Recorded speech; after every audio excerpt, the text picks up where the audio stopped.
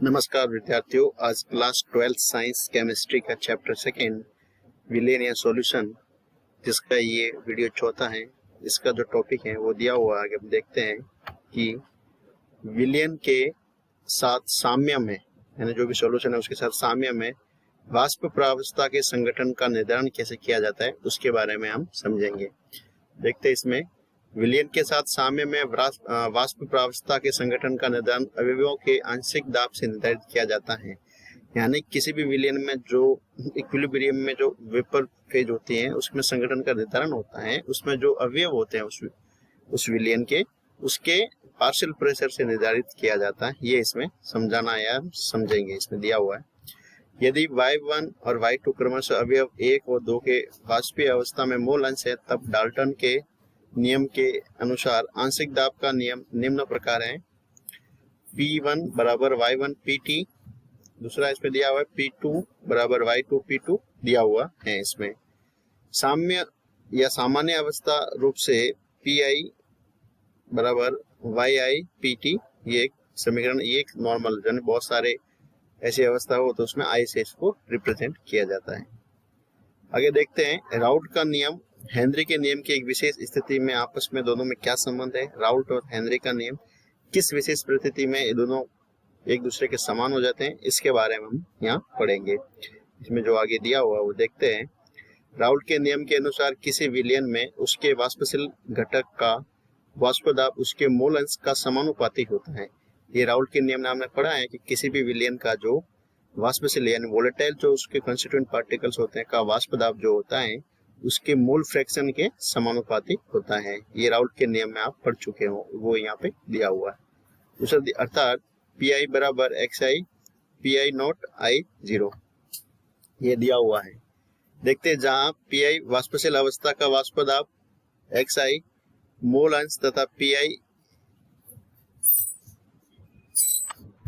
अब इसमें देखते हैं कि Pi बराबर XI Pi नॉट I0, जो ये राउट का नियम दिया हुआ है, ये इसमें समझाया गया है।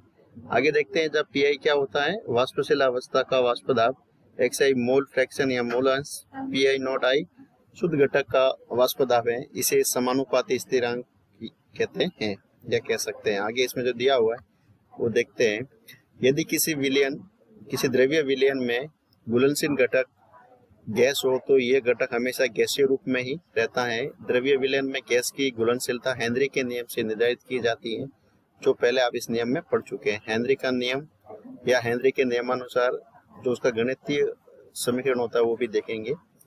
किसी गैस का वाष्प अवस्था में आंशिक दाब P उस विलयन में गैस के मोल अंश X का समानुपाती होता है, अर्थात P प्रोपोर्शनल X।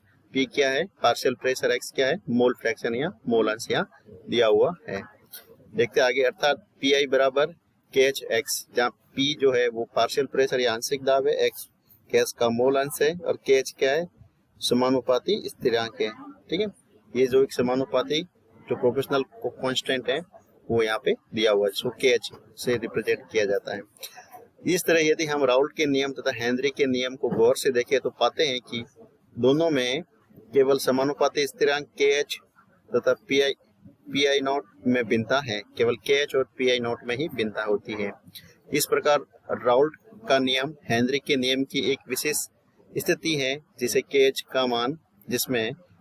का मान Pi नॉट के मान के बराबर हो जाता है। ये एक विशेष परिस्थिति में ही ऐसी घटना होती है। देखते आगे, ठोस पदार्थों का द्रवों में विलयन एवं उनका वाष्प दाब, vapour pressure of solution of solids in liquids, ये इसके बारे में अपन देखते हैं। इसमें जो दिया हुआ है वो समझाया हुआ है।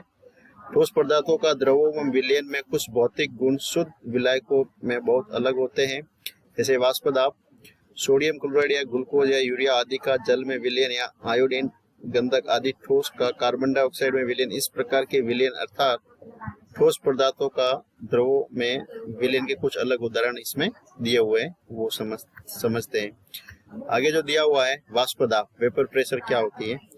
किसी दिए गए ताप पर द्रव वाष्पित होता है। सामान्य अवस्था में या साम्य अवस्था में पर द्रव के वाष्प दाब द्रव प्रावस्था पर डाला गया दाब उस द्रव का वाष्प दाब कहलाता है। यानी आप ये कह सकते हो किसी दिए गए ताप पर द्रव वाष्पित होता है तथा साम्य अवस्था में इक्विलिब्रियम फेज पर द्रव के वाष्प दाब, द्रव प्रावस्था पर डाला गया दाब उस द्रव का वाष्प दाब कहलाता है। यानी वेपर के द्वारा जो प्रेशर शो किया जाता है या दर्शाया जाता है उसे ही वेपर प्रेशर या वाष्प दाब कहते हैं। शुद्ध द्रवों की सारी सतह द्रव के अणुओं से घिरी रहती है। यदि किसी विलायक में एक अवाष्पशील विलेय डालकर विलयन बनाया जाता है तो इस विलयन का वाष्प दाब केवल विलायक के वाष्प दाब के कारण होता है। विलयन की सतह पर विलेय तथा विलायक दोनों के अणु उपस्थित रहते हैं, ये इसमें दर्शाया गया है। आगे देखते हैं, ये शुद्ध विलायक है यानी प्योर सॉल्वेंट है, इधर दिया हुआ है डायग्राम में। शुद्ध विलायक का वाष्प दाब क्या होगा वो देखते हैं। अतः सतह का विलायक के अणुओं से घिरा हुआ भाग कम रह जाता है। इस कारण सतह को छोड़ कर जाने वाले विलायक अणुओं की संख्या भी तदनुसार कम घट जाती है, ये इसमें दर्शाया गया है। आगे इसमें देखते हैं जो विलायक व विलेय क्या है उसके बारे में ये दिया हुआ है। विलायक में विलेय की उपस्थिति के कारण विलायक के वाष्प दाब में कमी, अतः विलायक का वाष्प दाब भी कम हो जाता है। विलायक के वाष्प दाब में यह कमी विलयन में उपस्थित अवाष्पशील विलेय की मात्रा पर निर्भर करता है, न कि उसकी प्रकृति पे निर्भर करता है। राउल्ट के नियम के अनुसार हम जानते हैं कि किसी विलयन के प्रत्येक वाष्पशील अवयव का आंशिक दाब उसके मूल अंश के समानुपाती होता है, जो इसमें ये दिया गया है। प्रायद्विअंगी विलयन जिसमें विलेय अवाष्पशील है तथा विलायक 1 तथा 2 को व्यक्त किया जाता है। आगे इसमें दिया हुआ है, यदि विलेय अवाष्पशील है तो विलयन में केवल विलायक के अणु की वाष्प व्यवस्था होते तथा वाष्प दाब के कारण होते हैं, इसमें दर्शाया गया है। यदि Pi विलायक का वाष्प दाब, P1 विलायक का वाष्प दाब, X1 मूल अंश है, P01 उसकी शुद्ध अवस्था में वाष्प दाब है, तो राउल्ट के नियम के अनुसार एक समीकरण जो दर्शाया गया है वो यहाँ पे दिया हुआ है।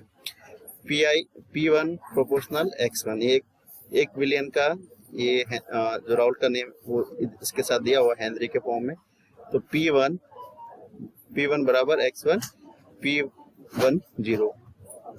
फिर आगे देखते हैं जहाँ P10 क्या है, शुद्ध अवस्था में वाष्प दाब है जिसको समानुपाती स्थिरांक के बराबर होता है हेनरी के नियम के अनुसार।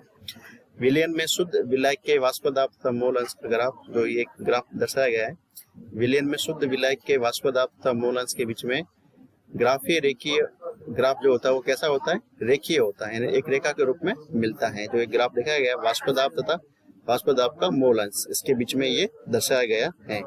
वो स्टार्टिंग पॉइंट है P1 है, वो शुद्ध विलायक का वाष्प दाब ये इसमें बताया गया है। यदि कोई विलयन सभी सांद्रणों के लिए राउल्ट के नियम का पालन करता है तो उनका वाष्प दाब एक सरल रेखा में शून्य से शुद्ध विलायक के वाष्प दाब तक बढ़ता जाता है। इसमें आगे दिया गया है, ऐसे विलयन जो सभी सांद्रताओं पर राउल्ट के नियम का पालन करते हैं आदर्श विलयन कहलाते हैं, यानी आइडियल सॉल्यूशन कहते हैं। आदर्श विलयन में 2 अन्य मुख्य गुण भी होते हैं।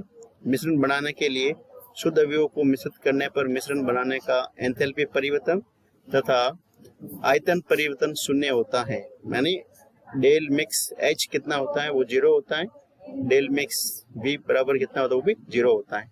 अब इसमें आदर्श और अनादर्श विलयन के हैं उसका डिफरेंस आपको बताया गया। आदर्श विलयन और अनादर्श विलयन क्या होते हैं। सांद्रता तथा ताप की सभी रेंज में राउल्ट के नियम का पालन करते हैं उसको आदर्श विलयन कहते हैं। अनादर्श विलयन क्या है, राउल्ट के नियम का अनुसरण नहीं होता है। अवयवों से मिलकर विलयन बनने में न तो उष्मा का अवशोषण होता है नहीं उत्सर्जन होता है, वो कौन सा है, आदर्श विलयन। अनादर्श विलयन उसमें क्या है, जब अवयवों को मिलाकर विलयन बनाया जाता है इस प्रक्रिया में ऊर्जा का अवशोषण या उत्सर्जन होता है, ये किसका, अनादर्श विलयन का है। तीसरा पॉइंट है आदर्श विलयन का, विलयन का कुल आयतन अवयवों के अलग अलग आयतनों के योग के बराबर होता है। अनादर्श विलयन में बोलते हैं नॉन आइडियल सॉल्यूशन क्या होता है, इसमें देखते हैं। विलयन का कुल आयतन अवयवों के आयतन के योग से भिन्न होता है। शुद्ध अवस्था में आंतरिक आकर्षण अनन्य क्रिया विलयन के कणों के मध्य अंतराण्विक आकर्षण बल अनन्य क्रियाओं के समान होती है। विलयन की अंतराण्विक आकर्षण अनन्य क्रियाएं शुद्ध अवस्था में आंतरिक आकर्षण अनन्य क्रियाओं से अलग होती हैं। आगे जो दिया 5वां पॉइंट है वो बेंजीन और टोल्यूइन इस विलयन के उदाहरण है, किसके, आदर्श विलयन के। अनादर्श विलयन कौन से, इथेनॉल व एसीटोन इस विलयन के उदाहरण है जो दिया हुआ है। और देखते हैं इसमें आगे आदर्श विलयन, वे विलयन जो सांद्रता तथा ताप की हर परिस्थिति में राउल्ट के नियम का पालन करते हैं, ऐसे सभी विलयनों को आदर्श विलयन कहते हैं। माना कोई विलयन 2 अवयवों से मिलकर बना है, अवयव A तथा अवयव B यदि कोई विलयन निम्न सभी शर्तों को पूर्ण करता है तो ऐसे विलयन को आदर्श विलयन कहा जाता है, आदर्श विलयन होता है। अर्थात पहला पॉइंट है वह विलयन राउल के नियम का अनुसरण करना चाहिए जो निम्न प्रकार है, निम्न शर्त को पूरा करना चाहिए। P बराबर PA0 XA plus PB0 XB ये दिया हुआ है। सेकेंड पॉइंट जो इसमें है, अवयव A तथा अवयव B के आयतन का योग इन दोनों से मिलकर बने विलयन के आयतन के बराबर होना चाहिए। अर्थात अवयवों के आयतन में तथा विलयन के आयतन में कोई परिवर्तन नहीं होना चाहिए। तीसरा पॉइंट है, विलयन बनाने के लिए जब दोनों अवयव को मिलाया जाता है तब एंथैल्पी में कोई परिवर्तन नहीं होता है। अर्थात अवयव को मिलाने से इस क्रिया में उष्मा का न तो शोषण किया जाता है न ही अवशोषण किया जाता है। आदर्श विलयन का ये बताया गया। चौथा पॉइंट दिया हुआ है, अवयवों के कणों के मध्य पाया जाने वाला बल जिसमें विलयन के कणों के मध्य पाए जाने वाले बल के समान होता है। अर्थात ए तथा बी के मध्य जो आकर्षण का जो बल है वह ए बी के मध्य पाए जाने वाला आकर्षण बल के समान होता है। किसके लिए? आदर्श विलयन के लिए। एक पूर्ण रूपेण आदर्श विलयन की संभावना बहुत कम होती है, लेकिन कुछ विलयन व्यवहार में लगभग आदर्श होते हैं, आइडियल होते हैं। अर्थात वो कौन कौन से? एन हेक्सेन और एन हेप्टेन का विलयन, ब्रोमोएथेन व क्लोरोएथेन का विलयन, बेंजीन व टोल्यूइन आदि के विलयन इस वर्ग में आते हैं। देखते हैं इसमें कुछ उदाहरण भी दिए। कार्बन टेट्राक्लोराइड, सिलिकॉन टेट्राक्लोराइड का विलयन भी एक आदर्श विलयन माना गया है। फिर देखते हैं अनादर्श या नॉन आइडियल सॉल्यूशन क्या है। वे विलयन जो सभी ताप तथा सांद्रताओं पर राउल्ट के नियम का पालन नहीं करते हैं उनको अनादर्श विलयन या नॉन आइडियल सॉल्यूशन कहते हैं। अनादर्श विलयन वे होते हैं जो नीचे दी गई 4 शर्तों या कंडीशन को पूरा करते हैं। पहला जो इसकी कंडीशन है, इस प्रकार के विलयन राउल्ट के नियम का पालन नहीं करता है तो राउल्ट के नियम की शर्त निम्न है जिसे अनादर्श विलयन पूर्ण नहीं करता है अर्थात पालन नहीं करता है। वो है P बराबर PA0 XA plus PB0 XB, इसका पालन नहीं करता है। दूसरा पॉइंट है, जब कोई अवयव A तथा अवयव B से मिलकर बना होता है तो इन दोनों का कुल आयतन इन दोनों से बनने वाले विलयन के आयतन से हमेशा भिन्न रहता है। ये किस टाइप का विलयन होगा? अनादर्श विलयन का एक गुण है।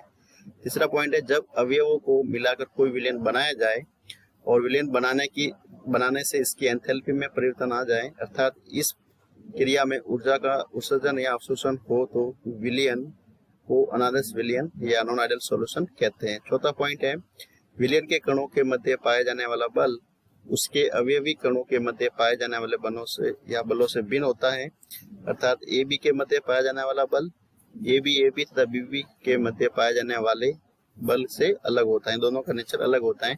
इस टाइप के जो सॉल्यूशन होते हैं वो अनादर्श सॉल्यूशन या नॉन आइडियल विलयन कहलाते हैं।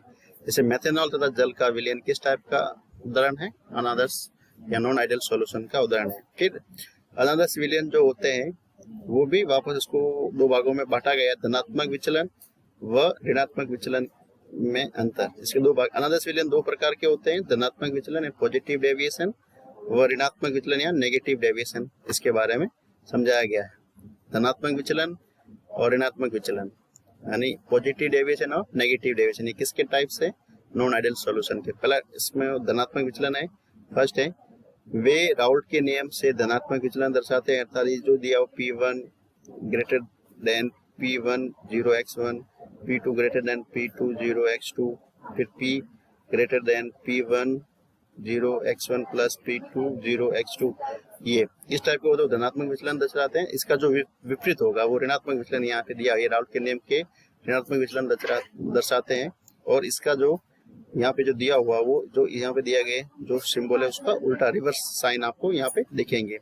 दूसरा पॉइंट है, विलयन का आयतन विलय तथा विलय कुल आयतन से अधिक होता है। तो वो कैसा है, जो डेल वी मिश्रण है वो क्या पॉजिटिव होता है। तो विलयन का आयतन इसमें ऋणात्मक विचलन में क्या होगा? विलयन का आयतन विलय तथा विलय कुल आयतन से कम होता है, यानी जो डेल वी मिश्रण है, मिक्सचर है, वो क्या है? नेगेटिव रहेगा। तो ये भी ऋणात्मक विचलन का उदाहरण है। फिर विलय और विलय को मिलाने पर उष्मा अवशोषित होती है, ये धनात्मक होता है। ये सब इसमें आपको ये टेबल पूरा दिया हुआ है, इस टेबल को आप देख के समझ सकते हो कि ऋणात्मक विचलन तो धनात्मक विचलन में क्या अंतर है। उसमें कुछ उदाहरण भी समझाए गए, वो सब इस टेबल से आप देख के समझ सकते हो। इसमें और भी आगे दिया हुआ है। Thank you.